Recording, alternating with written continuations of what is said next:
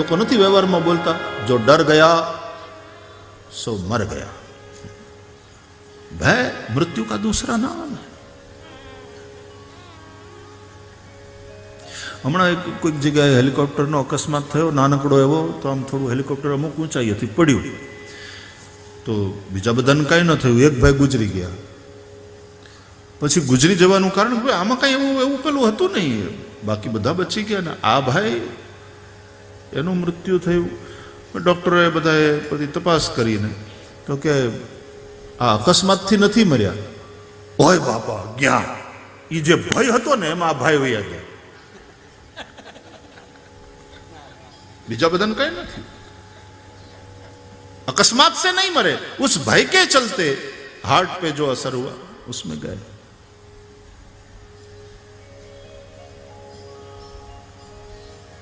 અને ભય સંસાર સાથે જોડાયેલું ફેક્ટર છે. ભય સંસાર સાથે જોડાયેલું તત્વ છે. એટલા માટે ભવ ભય, ભવ સંસાર, એનો ભય, અને એ ભયનું ભંજન કરે એવી કથા એટલે આ ભાગવતી કથા. એટલે વાપીની કથાને આવું ટાઇટલ આપ્યું છે, ભવ ભય ભંજની ભાગવતી કથા.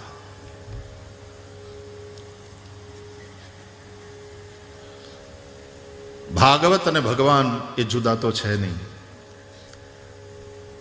श्रीमद् भागवताख्योयम प्रत्यक्ष कृष्ण एव ही. जिसको तुम श्रीमद् भागवत कहते हो वो और कुछ नहीं, श्री कृष्ण ही है. संसार सर्प છે. અને મહાત્મ્યમાં પણ કેવી છે આ કથા? બોલે સંસાર ભયનાશનમ.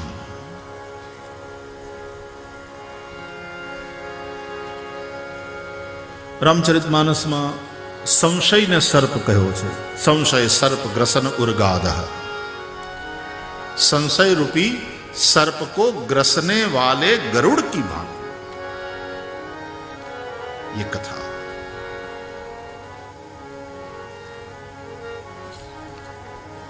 श्रीमद् भागवतना महात्म्यમાં કાલને પણ વ્યાલની ઉપમા આપી. કાલ વ્યાલ મુખગ્રાસ ત્રાસ નિર્ણાશ હેતવે. काल व्याल है, संशय सर्प है, संसार सर्प है.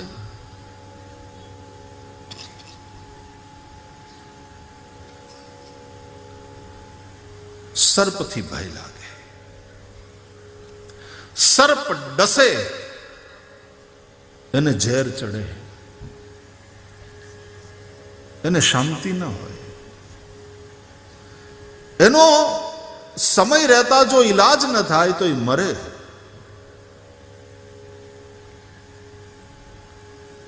કાળથી પણ ભય લાગે. સંશય સર્પ જો ડસ્યો હોય તો એનો જલ્દી ઈલાજ કરાવો. સંસાર રૂપી સર્પ ડસે,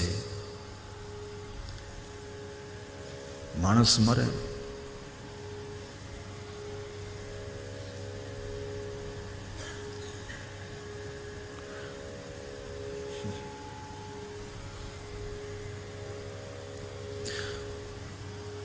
તમે સાંભળ્યું હશે કે સાપ અને નોળિયાની વચ્ચે વેર, સાપ અને નોળિયાની વચ્ચે યુદ્ધ થાય, સંઘર્ષ થાય, તો નોળિયો મોકો મળે એટલે બચકા ભરી જાય, વીખી નાખે. પણ સાપને મોકો મળે એટલે સાપ નોળિયાને ડસે. અને જો નોળિયાને ડસે તો નોળિયાના શરીરમાં ઝેર ફેલાય, એટલે એ ત્યાંથી ભાગી જાય થોડી વાર માટે, એક્સક્યુઝ મી કહીને, ટાઈમ પ્લીઝ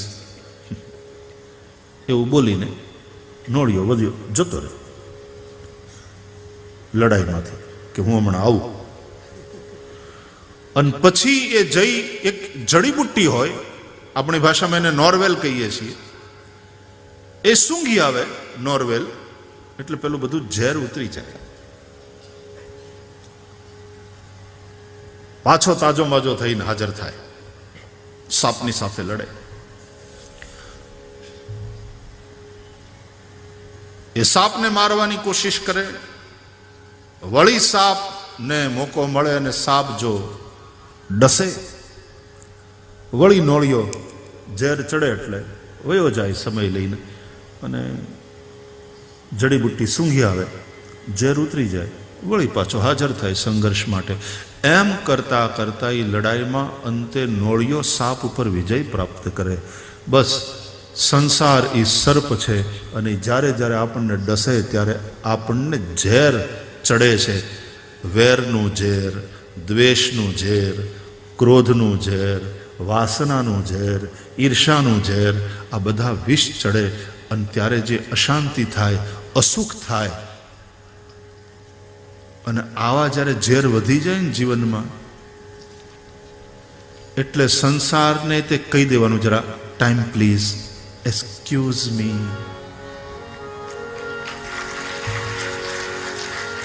અને જડીબુટ્ટી ઊંઘી આવવાની, જડીબુટ્ટી ઊંઘવા આવી જવાનું. એ જડીબુટ્ટી એટલે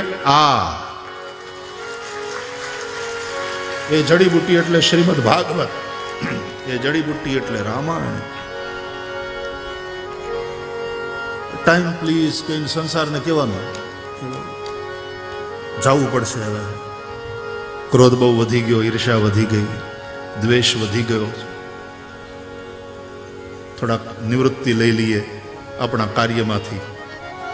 હવે તમને કોઈ એમ પૂછે ને, તમે અહીંયા 7 દિવસ કથા સાંભળી, 8 દિવસ કથા સાંભળો, ને કોઈ એમ કે હમણાં દેખાતા નહોતા, ક્યાં ગયા હતા? જડીબુટ્ટી ઊંઘવા. પેલા ડાયા નોળિયાની જેમ જરા જડીબુટ્ટી સૂંઘવી જરૂરી હતી વચ્ચે વચ્ચે. એટલે ટાઈમ થઈ ગયો તો જડીબુટ્ટી ઊંઘવાનો, એટલે જરા જી આવ્યા. 8 દિવસ જરા રજા લઈ આ બધા કામમાંથી બેહી ગયા. जब तक रहेगी जिंदगी फुर्सत न होगी काम से, कुछ वक्त तो ऐसा निकालो प्यार कर लो राम से.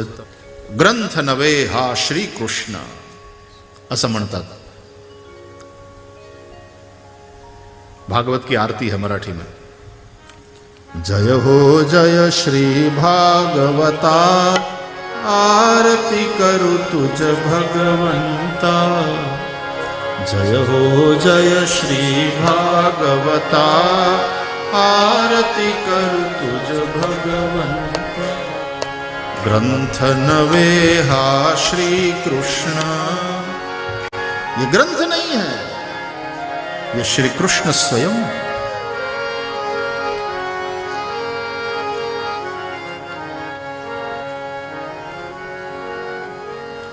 तो ये कथा ये भी भव भय भंजनी है.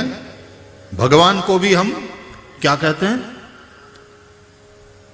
हरन भव भय दारुणम श्री रामचंद्र कृपाल.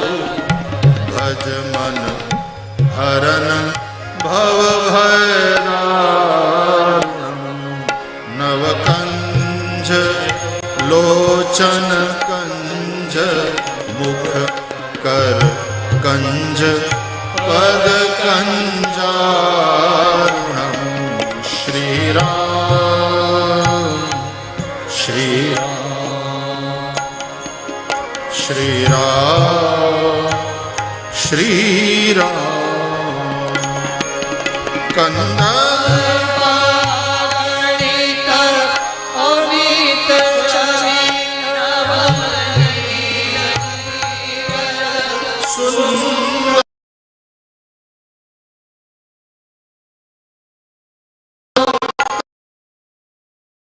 शुचि नौमी जनक सुता. श्री रामचंद्र कृपाल. भज मन हरन भव भय दारुणम. श्री राम श्री राम श्री राम श्री राम.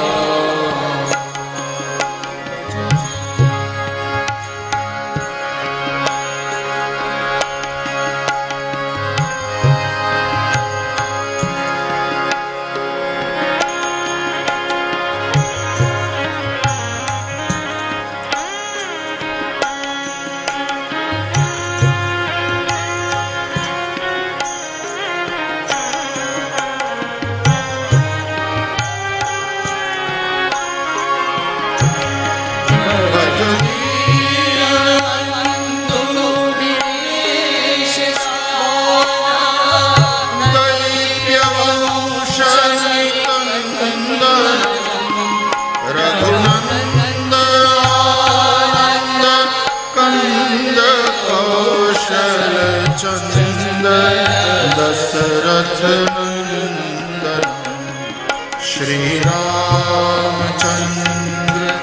कृपालु भज मन हरण भव भय दारुण श्री राम श्री राम श्री राम श्री राम।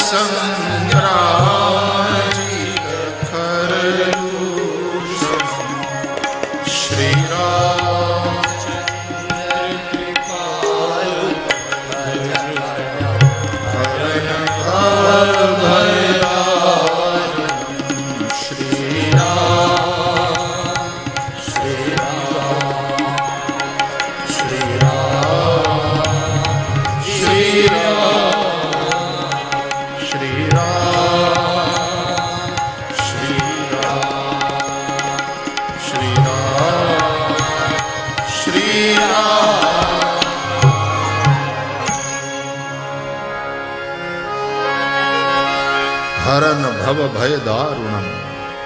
भगवान दारुण भव भय को हरने वाले हैं। भगवान की मंगलमयी कथा भी दारुण भव भय भंजनी है। श्रीमद् भागवत में महात्म्य ने भागवत में भगवान वेद व्यास जी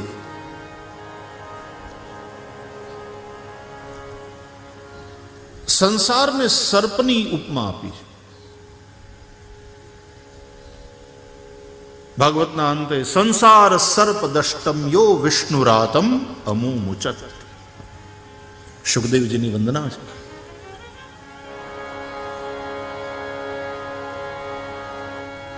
जमणे आ संसार रूपी सर्पना दंश थी विष्णुरातम परीक्षित ने मुक्त कर्या, बचाव्या।